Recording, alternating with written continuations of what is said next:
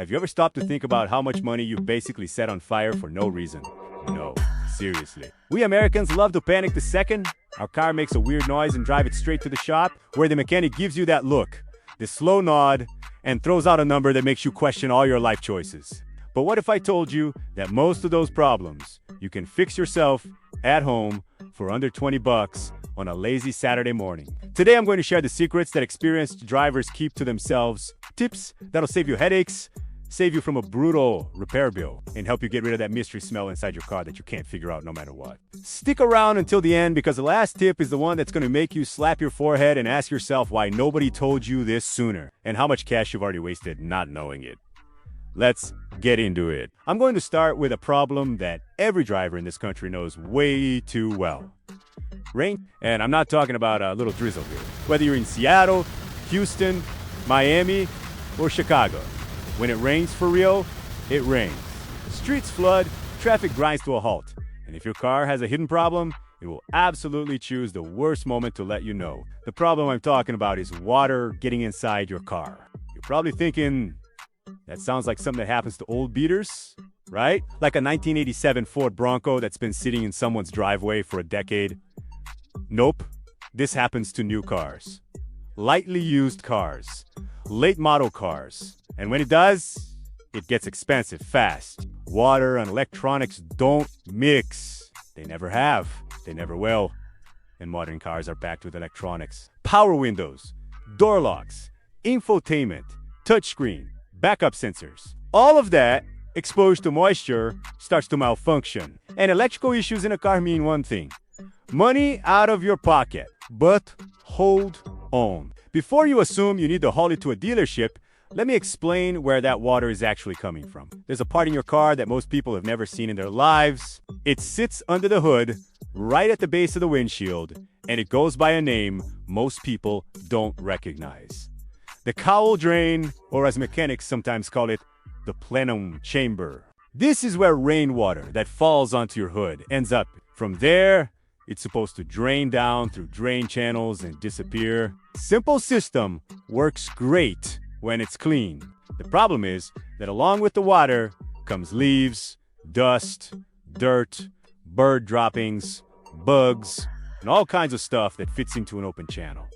Over time, those drains clog, and when they clog, the water has nowhere to go. So it sits there, builds up, and starts looking for another way out. Guess where it finds one? Your floor, mat. Yep, that wet carpet smell on the driver's side. The fog that keeps coming back on your windshield no matter how many times you clear it. The mildew smell you can't kill even after buying every air freshener at Walmart. A lot of that starts with a clogged drain. And here's the part nobody tells you. When those drains are clogged, your cabin air filter, the one that filters the air coming through your AC, gets soaked. A soaked filter clogs fast. Your AC loses power, and whatever comes out of those vents smells like a wet basement. Ringing any bells? Now stay with me, because the fix for this is almost embarrassingly simple, and it costs you exactly $0 in labor if you do it yourself. First, you're going to remove your windshield wipers before you do mark their position on the glass with a little piece of masking tape. This matters, so you put them back in the right spot. Hit the pivot bolts with a little WD-40. Give it a minute, then use the right socket to remove them. Wipers off. Next, remove the cowl cover. Depending on your make and model, it's held down by plastic clips or small bolts. Check your owner's manual or look up your specific model on YouTube. There are videos for basically everything at this point. Once that cover is off, you'll find the drain channels. Two of them, one on the driver's side, one on the passenger side. What you see in there is going to make you cringe. Dead leaves, packed mud, debris, dead insects, the full collection. This is months or years of buildup. No judgment here, because nobody teaches this stuff. But now, you know, grab a pair of gloves, pull out the big chunks by hand. Get the rest with a shop vac. For whatever is jammed in the drain hoses, use a compressor with a narrow nozzle and blow it out from the inside. Before you start blowing tape over the cabin air intake, that little opening nearby that pulls air into your AC system, that way you're not shooting debris directly into your vents. When you blow that thing out, you're going to see a cloud of nastiness come out of there. It'll look like a special effect from a horror movie. But But that's exactly the moment when things get better. With those drains clear, rainwater flows out the way it was designed to. Your carpet stays dry. Your cabin filter stays clean. The mildew smell goes away. And your car's electronics stay safe from moisture. Do this every 6 months and you'll never deal with this again. If you're finding these tips useful and don't want to miss the next one, drop a like right now and subscribe to the channel. We've got a huge community here that's saving serious money every month with this kind of stuff. And drop a comment. Have you ever had water inside your car? Tell me the story. I know some of you have got a good one. Now, let me tell you about a problem that drives every driver crazy. And if it rained where you are today, this probably happened to you already. Windshield wipers streaking and squealing like a rusty hinge. That constant squeak, squeak, squeak right when you need to focus in traffic. And then you hit that button like pressing harder is somehow going to fix it. Most people assume it's the wiper blades. So they head over to AutoZone or O'Reilly, spend somewhere between $15 and $40 on new blades. Put them on, and the squeaking continues. Because the problem wasn't the blades. It was something else. But before I give you the fix, let me tell you the secret that wiper blades actually need. Wax? Candle wax. As in the birthday candles or emergency candles you've got sitting in a kitchen drawer. Your windshield, even though it looks perfectly smooth, has microscopic surface imperfections that create friction against the rubber blade. Over time, that friction gets worse. The blade starts chattering instead of gliding, and you get the squeak and the streak. Wax fills in those imperfections and creates a slicker, more uniform surface. The blade glides cleanly. No jumping, no streaking, no squealing. Simple process. Melt a tiny bit of wax onto the glass. Rub it in slowly with a cloth until it's evenly spread. Done. The wax also repels water. So when it rains, droplet speed right off the glass before the wipers even need to do anything. But heads up, if after doing that the wiper still squeaks, the problem might be the angle of the blade against the glass. The wiper arm can bend over time, and the blade ends up working at the wrong angle. In that case, you need to carefully bend the arm back until the blade sits flat on the glass. There are model-specific videos on YouTube for this too. Now, here's the tip that's going to save you from a cost that seems unavoidable, but isn't. Have you ever snapped a plastic clip on your bumper cover or headlight housing? Those little retainer clips that seem impossible to find as individual parts. Most mechanics and body shop guys will tell you the whole piece needs to be replaced.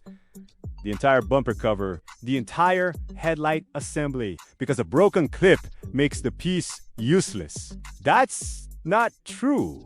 Before I show you the fix, here's what you'll need. 2-part epoxy resin, the kind that comes in 2 tubes you mix together. Fiberglass cloths, which you can find at any auto body supply store or even at Home Depot in the marine section. Of course, sandpaper, a piece of cardboard, thin wire, and spray paint in a matching color. Start with the cardboard. Sketch out the shape of the original clip as a template.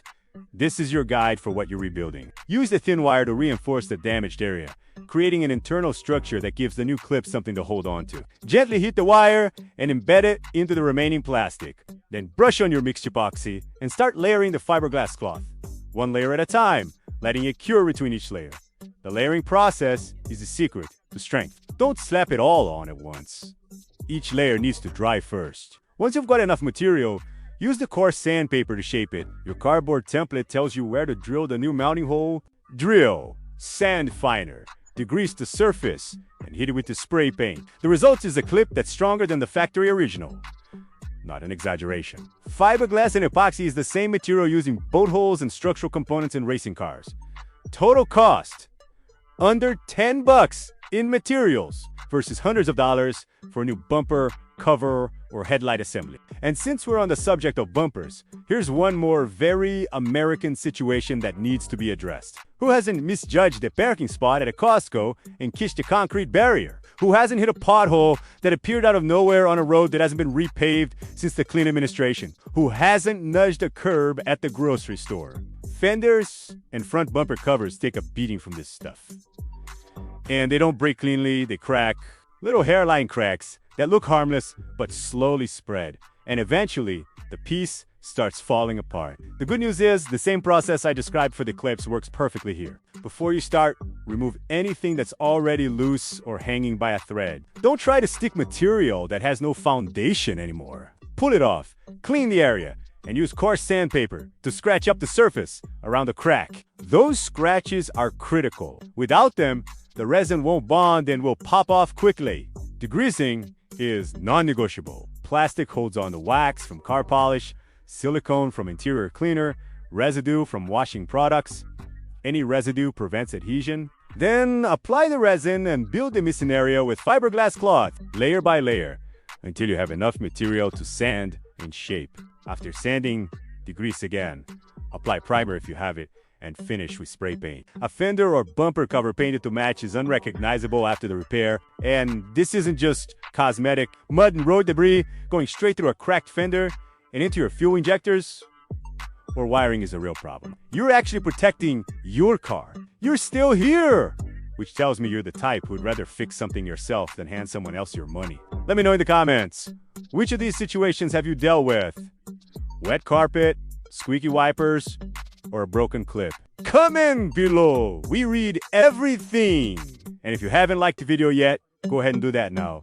It really does help the channel. Now, let me give you a quick summary so you don't forget any of this. Your car has cowl drains at the base of the windshield that need to be cleaned every 6 months. If you've never done it, do it this weekend. It takes about an hour and it prevents moisture damage to your electronics. A clogged cabin air filter and a wet, musty smelling interior. Squeaky, streaking wipers aren't necessarily worn out. Your windshield probably just needs wax. A birthday candle fixes it. If it doesn't, check the angle of the wiper arm and adjust it carefully. A broken retainer clip on a bumper or headlight does not mean you need to replace the whole part. 2-part epoxy and fiberglass cloth lets you rebuild it for under $10.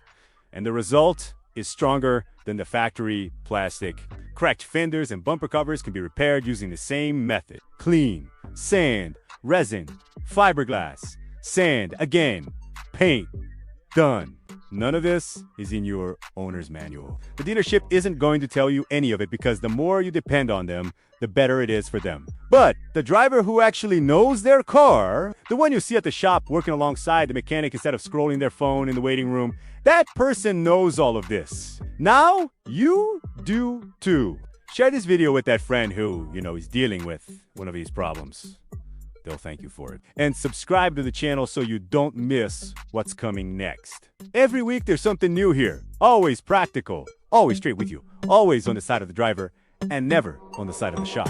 See you next time.